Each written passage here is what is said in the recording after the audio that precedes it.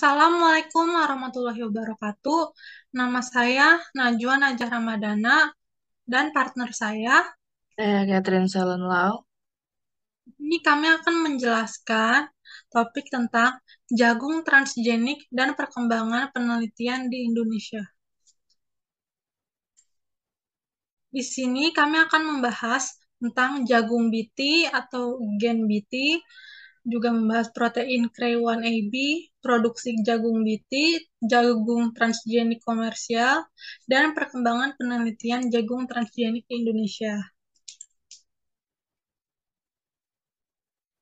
Pendahuluan. Jagung dibudidayakan secara komersial lebih dari 100 negara dan memproduksi sekitar 705 juta metrik ton.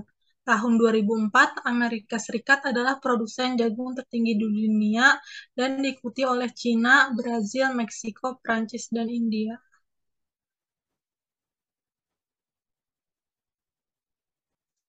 Amerika Serikat mulai menggunakan jagung sebagai sumber bioenergi. Apabila kebutuhan jagung nasional masih bergantung pada impor, dikhawatirkan akan mematikan pangan dan pakan yang berbasis jagung. Hal ini mengancam ketahanan pangan dan pakan keberlanjutan usaha peternakan. Untuk meningkatkan produksi jagung, dilakukanlah perbaikan genetik tanaman yang bertujuan untuk mengatasi kendala pertumbuhan tanaman, terutama cekaman lingkungan biotik dan abiotik. Perbaikan genetik dapat dilakukan secara konvensional dan secara rekayasa genetik atau genetic engineering. Jagung BT adalah tanaman transgenik yang mempunyai ketahanan terhadap hama, di mana sifat ketahanan tersebut diperoleh dari bakteri Bacillus thuringiensis. Perakitan jagung transgenik.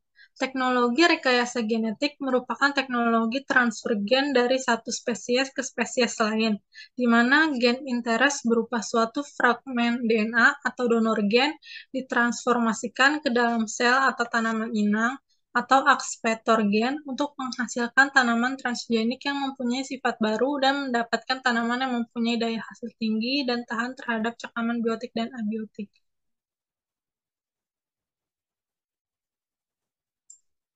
Metode transfer gen secara langsung ada 3. Pertama, elektroforasi, penembakan partikel, dan karbit silikon. Yang pertama, elektroforasi atau electroporation. Metode ini menggunakan protoplas sebagai inang dengan bantuan politilen glikol atau PEG. DNA interest terreplikasi dengan mudah dan kontak dengan protoplas. Jadi nanti dilakukan elektroforasi dengan voltase tinggi, terus nanti permeabilitasnya itu protoplasma itu jadi lebih tinggi. Jadi proses penetrasi DNA ke dalam protoplas. Yang kedua ada penembakan partikel atau particle bombardment. Teknologi yang menggunakan metode penembakan partikel atau gen gun, partikel yang dilapisi DNA lalu ditembakkan langsung ke dalam sel atau jaringan tanaman. Kemudian DNA itu berdifusi dan menyebar ke dalam sel secara mandiri atau secara independen. Yang ketiga, ada karbit silikon atau silikon karbit, yaitu teknologi transfer gen suspensi sel tanaman inang dicampur dengan serat karbit silikon yang mengandung DNA plasmid dari gen interest, lalu dimasukkan ke dalam tabung mikro dan dilakukan pemutaran dengan vortex. Jadi serat silikon karbida berfungsi buat jarum injeksi mikro. Jadi ntar itu bisa memudahkan perpindahan DNA dengan ke dalam sel tanaman. Next. Rekayasa genetik melalui transformasi Agrobacterium tumefaciens biasa dilakukan kepada tanaman monocotyledon, sehingga digunakan sebagai teknologi standar atau rutin untuk melakukan modifikasi genetik terhadap spesies yang beragam.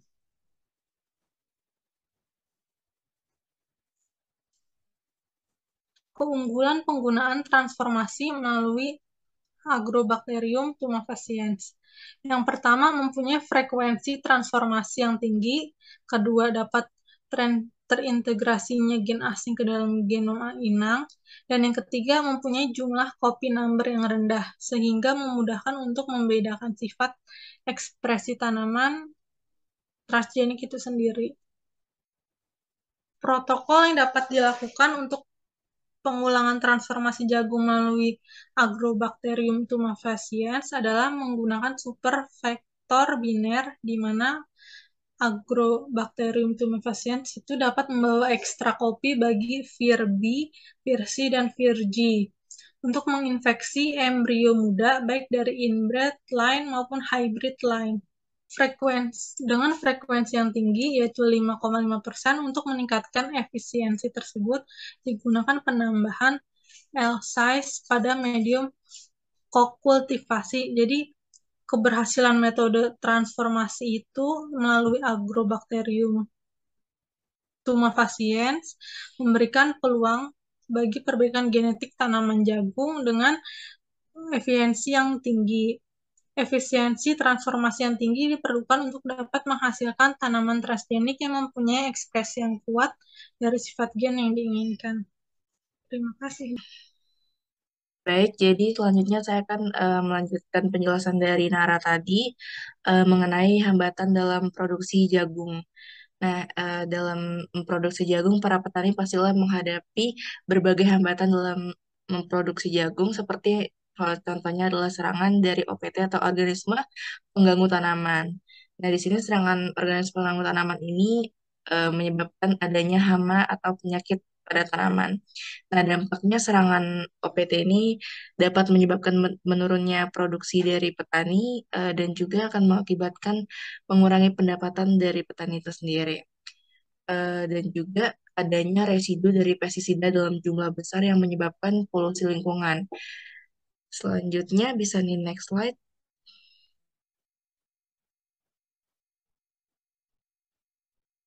Nah, di sini adalah salah satu contoh organisme pengganggu tanaman jagung atau European corn borer, disingkat jadi ECB. Namanya adalah Ostrina nubilalis.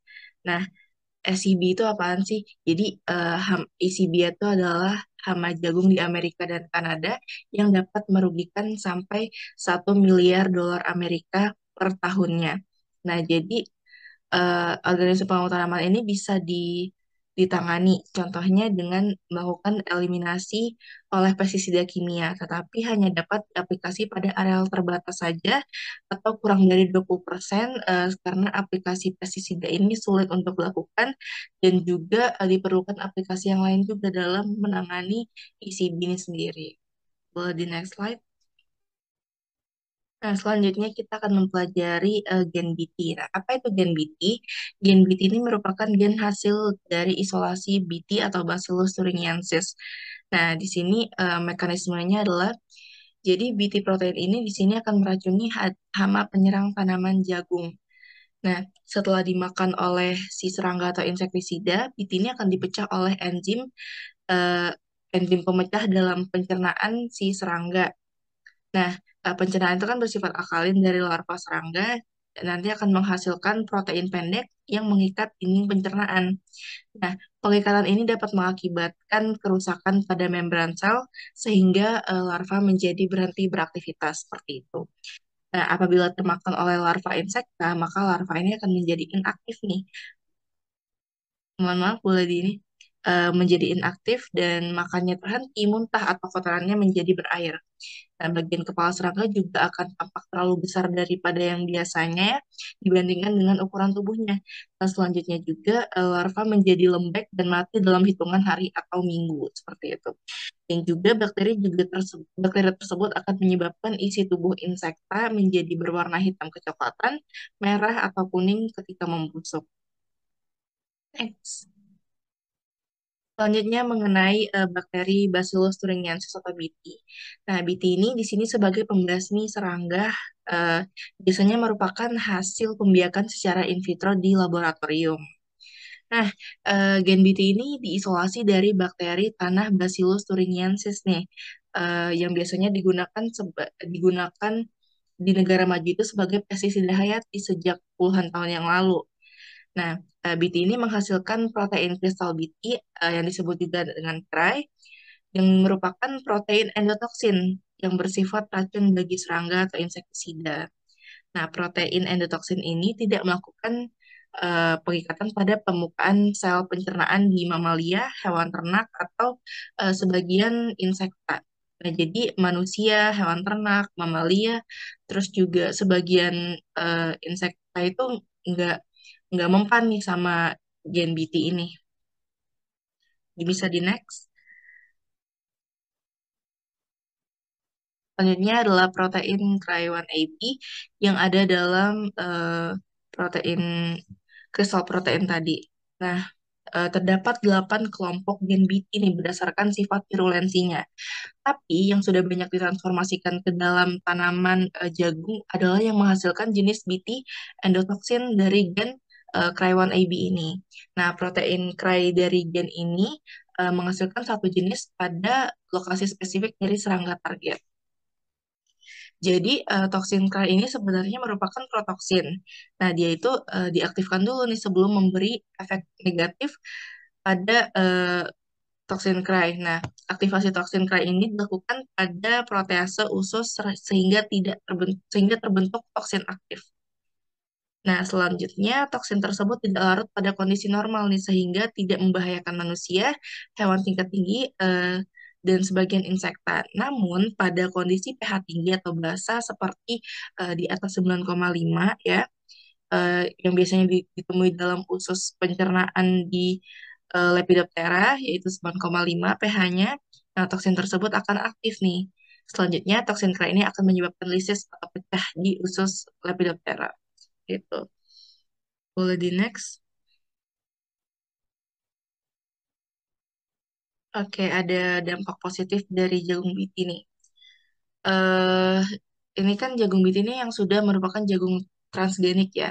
Dampak positifnya itu dia bisa menekan penggunaan pestisida nih. Nah, pengurangan pestisida ini kan berarti menurunkan biaya produksi juga. Di negara bagian Iowa di US nih, yang mempunyai area 80% jagung BT ini terjadi pengurangan penggunaan pestisida hingga 600 ton nih. Yang kedua juga ada dampak positifnya adalah ketahanan terhadap jamur toksin atau fusarium penyebab busuk tongkol dibandingkan dengan jagung non-BT yang mengalami kerusakan berat. Nah, berdasarkan hasil analisis mikotoksin, jagung BT mempunyai kandungan fuminosin 1,5 ppm, sedangkan jagung non-BT mempunyai kadar yang lebih tinggi nih, mencapai 14,5 ppm. Nah, ada perkembangan penelitian jagung transgenik di Indonesia. Berbicara tentang perkembangan penelitian jagung transgenik di Indonesia nih sampai saat ini juga belum banyak perkembangan jagung transgenik di Indonesia. Namun ada lembaga yang meneliti tentang jagung transgenik ini yaitu namanya adalah BB Biogen. Nah, BB Biogen ini adalah Balai Besar Penelitian dan Pengembangan Bioteknologi dan Sumber Daya Genetik Pertanian. Nah, BB Biogen ini telah melakukan penelitian terhadap jagung BT yang tahan terhadap hama. Next slide. Nah, di sini adalah hasil penelitian dari BB Biogen. Sejak 2006, penelitian sejak 2006, BB Biogen ini telah melakukan penelitian transformasi gen transporter nitrit yang bertujuan meningkatkan efisiensi penggunaan N. Nah, pemakaian pupuk N pada jagung selama ini kan mengalami banyak kehilangan nih akibat adanya nitrifikasi, denitrifikasi, penguapan, dan penyucian. Nah, di sini pada dasarnya pupuk N yang diserap tanaman itu hanya sekitar 50% sehingga terjadi inefisiensi atau tidak efektif ya. Nah, jika gen CS NIT 1L ini diintroduksikan pada tanaman jagung, diharapkan ke depannya akan meningkatkan efisiensi pemupukan N dan adanya tambahan hara N pada jagung dan juga akan berimbas pada meningkatnya hasil panen seperti itu. Next slide. Nah, di sini adalah mekanisme efisiensi atau cara kerja yang efektif dari N. Berdasarkan alur biokimia dari asimilasi N-nitrat nih, di mana sumber nitrat yang sedikit ini diserap oleh tanaman jagung non-transgenik akan dapat dengan mudah digunakan oleh tanaman transgenik yang mengandung gen CSNITR1L ini. Nah, sumber nitrat yang berlebihan bagi tanaman jagung dapat menyebabkan keracunan karena dalam asimilasinya menghasilkan senyawa nitrat yang beracun. Selanjutnya, hal ini mengakibatkan kapasitas penyerapan nitrat oleh tanaman jagung menjadi rendah untuk melakukan keseimbangan alamiah guna menghindari keracunan nitrat dalam sel plastik. Nah, gen ini mampu memindahkan dengan cepat nitrit dari plastik menuju sel kloroplas untuk diubah menjadi sumber N-amonium yang tersedia bagi pembentukan asam amino. Dengan semakin banyaknya nitrit yang ditransfer ke kloroplas, maka pembentukan asam amino sebagai bahan utama pembentukan protein ini akan semakin banyak dan tanaman dapat tumbuh menjadi lebih produktif. Next slide. Nah, jadi kesimpulan dari apa yang sudah kita bicarakan tadi, yang sudah bicarakan tadi juga, ini mengacu pada pemenuhan kebutuhan jagung dalam negeri yang masih impor, peluang pengembangan jagung transgenik juga masih terbuka luas di sini.